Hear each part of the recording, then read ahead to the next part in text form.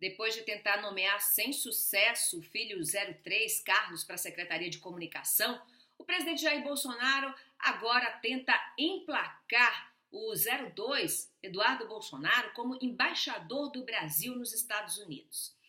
Jair, que se apresenta como a encarnação da tal nova política, está se valendo de velhas práticas, práticas condenáveis como o apadrinhamento, para beneficiar os seus. Olha só, de cara, essa possível nomeação do Eduardo Bolsonaro já transgride pelo menos 3 regras ou princípios.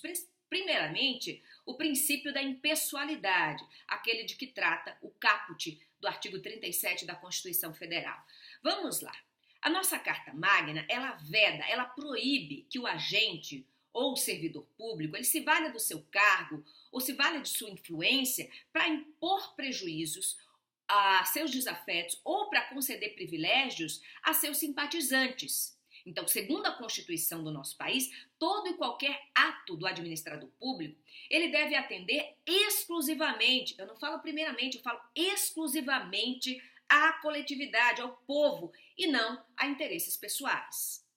A jurista Daiane Garcias Barreto, ela ensina o seguinte, abro aspas para Daiane: o princípio da impessoalidade veda atos e decisões administrativas motivados por represálias, favorecimentos, vínculos de amizade, vínculos de nepotismo, dentre outros sentimentos pessoais desvinculados dos fins, dos objetivos coletivos, fecho aspas. E por falar em nepotismo, esse seria, em tese, um outro óbice a nomeação de Eduardo Bolsonaro como embaixador do Brasil nos Estados Unidos.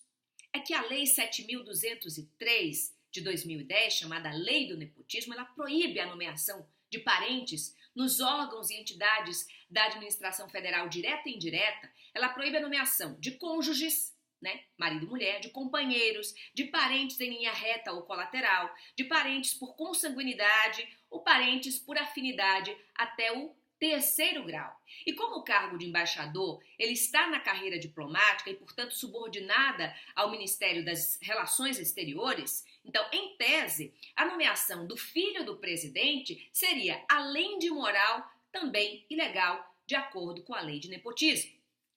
Os impedimentos não param por aí. Olha só, há uma questão também de meritocracia que está em jogo. E a explicação é a seguinte: embaixador é o chefe de uma missão diplomática. Ele é o representante dos interesses do Brasil no exterior. Essa função de embaixador ela é o último degrau na carreira diplomática, que, aliás, começa com aprovação em concurso público. Pois é, o diplomata, depois de passar no concurso público, ele exerce primeiramente a função de 3º secretário. Com anos de serviços prestados lá no exterior e depois de concluir um curso de aperfeiçoamento, ele pode chegar a um 2º degrau, ao cargo de 2º secretário. O patamar seguinte é o de 1º secretário.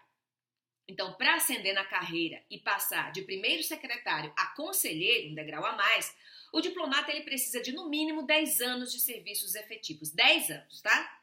Se conseguir subir um pouco mais, ele será ministro de 2ª classe, mas não sem antes passar por um curso de altos estudos, passar a ser aprovado nesse curso, ter um mínimo de 15 anos de diplomacia e 7 anos e meio de serviços prestados no exterior.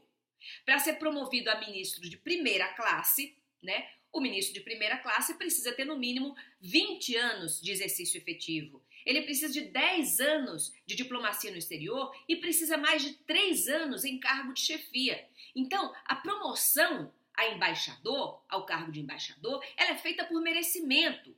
E se Eduardo Bolsonaro, nomeado pelo Papai Poderoso, se ele for nomeado mesmo, ele vai furar uma fila de profissionais gabaritados, profissionais que passaram a vida inteira estudando, se dedicando à carreira diplomática, que não é uma carreira fácil.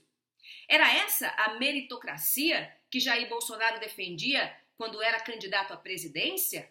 Porque o único mérito de Eduardo, se é que ele tem algum mérito, além de falar um inglês sofrível, é de ser filho de Jair Bolsonaro, que não é mérito nenhum, apenas é uma condição familiar.